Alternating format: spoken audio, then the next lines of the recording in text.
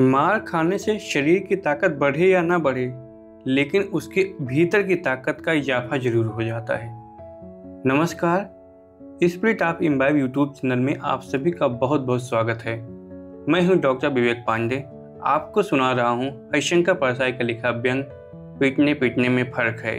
तो चलिए शुरू करते हैं। बहुत लोग कहते हैं तुम पिटे, शुभ ही हुआ, पर तुम्हारे सिर्फ 2 अखबारी वक्तव्य छपे। तुम लेखक हो, एक आध कहानी लिखो, रिपोर्टाज लिखो, नहीं तो कोई ललित निबंध लिख डालो। पिट भी जाओ और साहित्य रचना भी ना हो। यह साहित्य के प्रति बड़ा अन्याय है।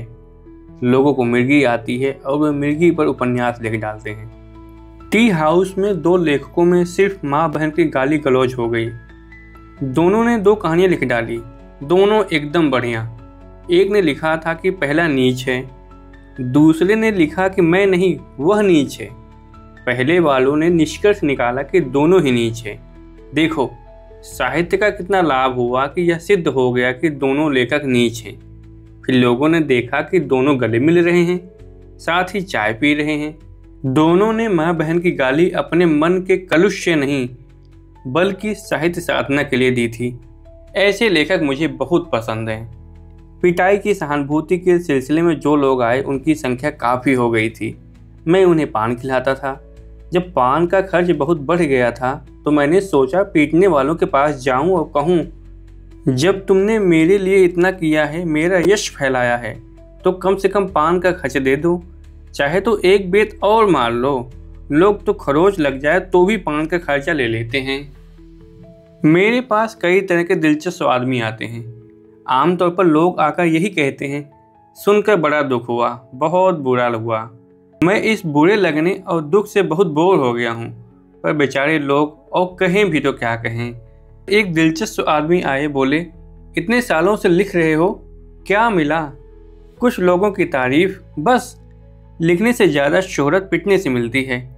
इसलिए हर लेखक को साल में कम से कम एक बार पिटना चाहिए। तुम 6 महीने में एक बार पिटो, फिर देखो कि बिना एक शब्द लिखे अंतर्राष्ट्रीय ख्याति के होते हो कि नहीं। तुम चाहो तो तुम्हारा यह काम मैं ही कर सकता हूँ। मैंने कहा, बात सही है, जब आवश्यकता होगी आपको तकलीफ दूंगा, पर यार ज़्यादा मत मारना। पिटा पहले भी हूँ। मैट्रिक में था तो एक सहपाठी रामेश्वर से मेरा झगड़ा था। एक दिन उसे मैं ढकेलते ढकेलते कक्षा के दीवार तक ले गया। वह फंस गया था। मैंने उसे खूब पीटा। फिर दोनों में अच्छे संबंध हो गए। स्कूली झगड़े स्थायी नहीं होते, पर वह गांठ बांधे था। हमारे घर से स्कूल 1.5 मील दूर था। एक दिन हम दोनों गपशप करते हुए शाम के झुरमुटे से आ रहे थे कि वह एकाएक बोला, अरे यह रामदास कहाँ से आ रहा है, वह देखो।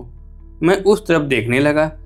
उसने बिजली की तेजी से मेरी टांगों में हाथ डाला और वह पटकनी दे मारी कि मैं नाले के पुल से नीचे गिर गया। उठा, शरीर से ताकत से मैं ड्योढ़ा पड़ा था। सोचा इसे दमचूं, पर उसने बड़े मजे की बात कही। कहने लगा, देखो अदा बदा हो गए, अपन अब पक्के दोस्त। मैंने तुम्हें कैसे बढ़िया तरकीब सिखाई है। मैंने भी कहा, हाँ यार, तरकीब तो बढ़िया दी है, मैं काफ़ी दुश्मनों को ठीक करूँगा। फिर मैंने 4 विरोधियों को वही आम के झुरमुट में पछाड़ा। तरकीब वही, साथ जा रहे हैं। एकाएक कहता, अरे वह उधर से श्याम सुंदर आ रहा है। वह उधर देखने लगता। मैं उसकी टांगों में हाथ डालकर सड़क के नीचे के गड्ढे में फेंक देता। यह तो स्कूल की पिटाई हुई। लिखने लगा तो एक बार फिर पिटाई हुई। आज से 15-20 साल पहले मैं कहानियां लिखता और उसमें कमला नाम की पात्री आ जाती। कुछ नाम कमला, विमला, आशा, सरस्वती ऐसे हैं कि कलम पर यूं ही आ जाते हैं। मुझे 2 चिट्ठियां मिली। खबरदार, कभी कमला कहानी में आई तो ठीक कर दिए जाओगे। वह मेरी प्रेमिका है और तुम उससे कहानी में हर कुछ करवाते हो। वह ऐसी नहीं है। मैं बात टाल गया। एक दिन सकरी गली से जा रहा था। आगे गली का मोड़ था, वही मकान पीछे की दीवार थी। एक आदमी चुपचाप पीछे से आया और ऐसे जोर से पीछे से धक्का दिया कि मैं दीवार तक पहुंच गया। हाथ आगे बढ़ाकर मैंने दीवार पर रख दिए और सिर बचा लिया, वरना तो सिर फूट ही जाता। बाद में मुझे मालूम हुआ कि वह शहर का नंबर 1 का पहलवान है। मैंने कमला को विमला कर दिया। लेखक को नाम से क्या फर्क पड़ता है। पर यह जून वाली ताजी पिटाई बड़ी मज़ेदार रही। मारने वाले आए, 5-6 बेत मारे। मैंने हथेलियों से आंखें बचा ली। 5-7 सेकंड में काम खत्म। वे 2 वाक्य राजनीति के बोलकर हवा में विलीन हो गए। मैंने डिटॉल लगाया और 1-1.5 घंटे सोया। ताज़ा हो गया। 3 दिन बाद अखबारों में खबर छपी तो बड़ी मज़े की बातें मेरे कानों तक शहर और बाहर की आने लगी। स्नेह दुख की आती थी, पर अच्छा पिटा, पीटने लायक ही था। घोर अहंकारी आदमी, ऐसा लिखेगा तो पीटेगा ही। जो लिखता है वह साहित्य है क्या? अरे प्रेम कहानियाँ लिख, उससे कोई नहीं पिटता। कुछ लेखकों की प्रसन्नता मेरे पास तक आई। उनका कहना था अब वह क्या लिखेगा, सब खत्म हो गया, इसका काम तमाम। बहुत आग मूतता था, पर मैंने ठीक वैसा ही लिखना जारी रखा और इस बीच 5 कहानियाँ और 4 निबंध लिख डाले और एक डायरी उपन्यास तिहाई लिख लिया है। सहानुभूति वाले बड़े दिलचस्प होते हैं, तरह तरह की बातें करते हैं। बुजुर्ग बीमार वरिष्ठ साहित्यकार बाबू रामानुजलाल श्रीवास्तव ने अपनी छोटी छड़ी भेजी और लिखा, अब यह मेरे काम की नहीं रही, मेरी दुनिया अब बिस्तर हो गई है, इस छड़ी को साथ रखो। लाठी में गुण बहुत है, सदा राखिए संग। एक अपरिचित आए और एक छड़ी दे गए। वह गुप्ती थी, पर भीतर का फलक नहीं था। मूठ पर पहने लोहे का ढक्कन लगा था, जिसके कनपट्टी पर एक बार से आदमी पछाड़ खा जाए। मेरे चाचा नंबर 1 के लठैत थे। वे लठ को तेल पिलाते थे और उसे दुख भंजन कहते थे।